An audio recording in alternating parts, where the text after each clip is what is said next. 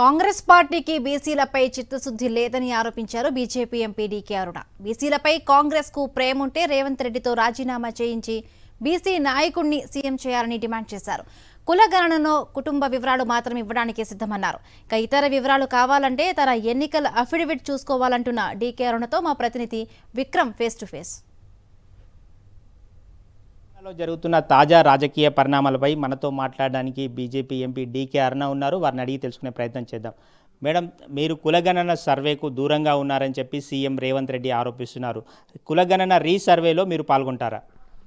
నేను ఆ రోజు చెప్పినా ఈరోజు చెప్తున్నా, కులగణన జనగణనకు వ్యతిరేకం కాదు. నేను వ్యతిరేకిస్తున్నది మీరు ప్రశ్నించిన ఇతర ప్రశ్నలపైనే. మీ ఆస్తులేంటి, మీ అప్పులేంటి, మీ యొక్క పార్టీ ఏంటి, ఏ పార్టీలు ఇన్నేళ్ళు ఉన్నారు, ఇప్పుడు ఏ పార్టీలో ఉన్నారు, మీ ఫ్యామిలీ బ్యాక్గ్రౌండ్ ఏంటి, ఇవన్నీ అవసరమా? వారికి వివరాలన్నీ ఎందుకు? ఇప్పుడు కులగణన జనగణన. కులగణన నా కులం ఏది, నా కులం ఏందో అందరికీ తెలుసు. నా ఇంట్లో ఎంతమంది ఉన్నారో నేను చెప్తా, రాసుకొని పోండి. అది కాకుండా నా వివరాలన్నీ ఇవ్వాలని చెప్పి నేను ఇవ్వను, దానికి వ్యతిరేకమన్నా. నా ఆస్తులు మిగతా విషయాలు నాకు ఎలక్షన్ కమిషన్కి ఇచ్చిన అఫిడవిటే ఉంది. ఇట్స్ ఓపెన్ బుక్, అని తీసుకోవచ్చు, దాంట్లో ఏం అభ్యంతరం లేదు. కులగణన సర్వేలో పాల్గొనని వారిని సామాజిక బహిష్కరణ చేయాలని చెప్పి సీఎం రేవంత్ రెడ్డి వ్యాఖ్యానించడాన్ని ఏ విధంగా చూస్తారు?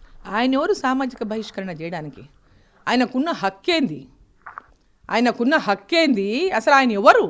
ఆయన స్థాయి ఏంది? సామాజిక బహిష్కరణ చేయడానికి ఆయనకున్న అర్హత ఏంది?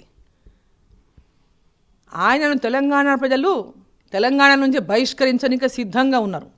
ఈ జాతీయ పార్టీ, మరి వాళ్ళది ఎట్లా జాతీయ పార్టీయో మాది కూడా జాతీయ పార్టీ. పార్టీ నిర్ణయాలు, పార్టీ దేశవ్యాప్తంగా పార్టీలో ఏ నిర్ణయాలు ఎక్కడ ఎవరిని ఎప్పుడు నియమించాలో మా పార్టీ నిర్ణయాలు తీసుకుంటుంది. వాళ్ళు మా పార్టీకి వాళ్ళు నీతులు చెప్పాల్సినటువంటి అవసరం లేదు. మీరేం చేస్తారో మీరు చెప్పండి.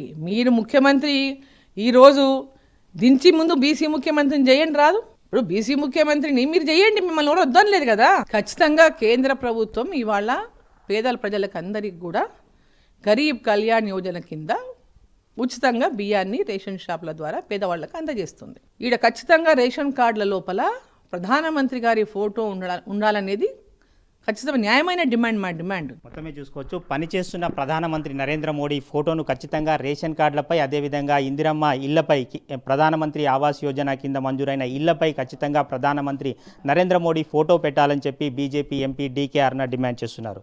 వీడియో జర్నలిస్ట్ సి శ్రీనివాస్ గౌడ్తో విక్రమ్, సాక్షి టీవీ, హైదరాబాద్.